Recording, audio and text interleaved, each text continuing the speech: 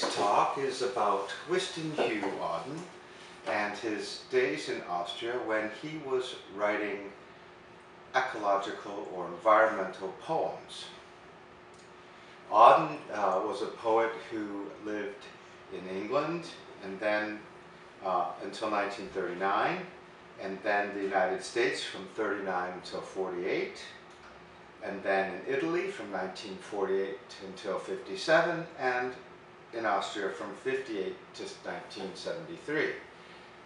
This will reference a piece written by Park Yeong Seon and myself that was published in English 21, a quarterly academic journal about English that is published in South Korea. W.H. Auden wrote 5 volumes of poetry in Austria. One of them was published posthumously. And in those days, he stayed out of the political fray, which is amazing, because he had been very political early in his career, especially in the 1930s. When we look into the poems during Auden's Austrian days, we are surprised at his lack of social concern, considering that in the 1960s, the world was boiling with civil rights movement and the anti-Vietnam War movement. Auden disregarded those in his poems. And in fact, Auden worked to show that nature and animals are a more important part of the planet Earth than human beings. This is what we believe. It's not what everyone else believes. There have been many great environmental poets, a variety of studies on the ecological concerns and aspects of the poetry of Wendell Berry, W.S. Merwin, and Gary Snyder exist. But it is only Rainer Emig who has discussed the ecological significance of Auden's poems before this piece was written. In Auden and Ecology, he examined the question of how some of Auden's poems can be read as ecological texts. He concluded, and I quote, "Ecological motifs in Auden's poetry are a far cry from romanticizing and idealizing nature as an ontological given. Defined at the start from a narcissistic human perspective, a radical anthropocentrism, which turns it into a more human projection, nature, still allegorized, then becomes a marker enabling the human creature to perceive its own limits." We disagree with this.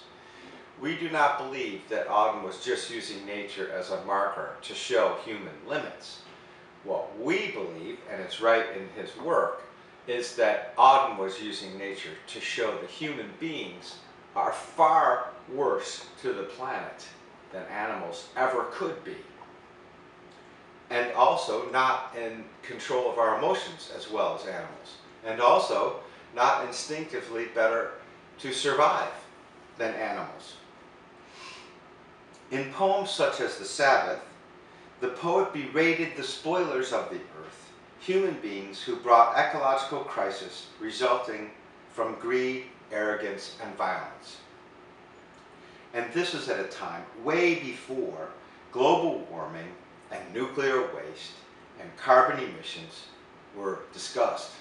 But he was disgusted by the amount of pollution and damage done by war. And he uses the Bible in that the 6th day was the day that God invented human beings. And he references that in the Sabbath this way. After a bombardment in World War II, quote, "Holes in the earth, beaches covered with tar, ruins and metallic rubbish in plenty were all that was left of him, whose birth on the 6th had made of that day an unnecessary interim." Meaning, the day humans were thought up by God should have never happened. And had it never happened, then God and the rest of the animals truly could have rested on the 7th day. That's Auden's belief. He also goes on to show that humans are interconnected to nature and that they cannot just withdraw from nature. Auden's last poems are spoken to, not as before, spoken about, silent objects, persons absent or dead, and the untalkative species. That's a quote from Mendelssohn, and he meant by this animals. Talking to dogs, talking to mice, talking to myself, are poems where we can read Auden's respect toward nature. In Talking to Dogs, he says, "And what do we, those of us who are householders, not shepherds, or killers, or polar explorers, ask from you? The admiration of creatures to whom mirrors mean nothing, who never faults your expression, and so remind us that we as well are social retards, who have never learned to command our feelings, and do not want to really." You see, this is a great respect for nature, even if he does compare them to human beings. In the end, he also extols nature and shows us how great it is. He sees the holy moment in his poem about the cuckoo bird. "Where I normally enter nothing but special engagements, and lately the death of friends, I scribble year after year when I first hear you of a holy moment." So each springtime when he hears this mockingbird, he sees it as a holy moment. He's not scribbling about the goings-on of man, which he had his whole life before that. By examining the interconnectedness of nature at the end of his life, Auden moved away from strict anthropocentrism, human-centered, with a step toward ecology, having perhaps the broadest spectrum of any 20th century poet. It was not until he accepted nature as an equal partner that his heart escaped fully from beyond his formidable stack of anthropocentric, academic, often nearly inscrutable complexity. Rather than taking this as a slip into old age, we should regard this time of Auden as developing an environmental ethic that added the last facet to his oeuvre. Thus, at the end of his life, Auden was a man who respected nature. He loved what it showed us about our own flaws.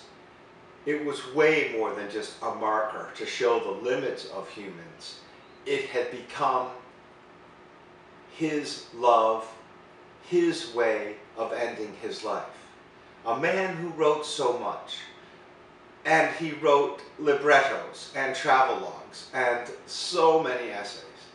A man who was truly a man of letters, ended his life by writing about nature, not the goings-on of his fellow man. This in itself must be seen as a testament to his realization that nature was all important.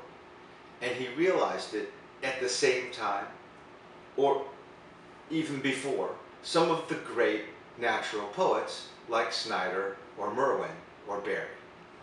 So, W.H. Auden, a personal favorite of mine, even though I kind of run counter to academic poetry, shows us that his ability to love nature won out and carried the day in his last days in Austria. Thank you for listening, and we'll have some more soon.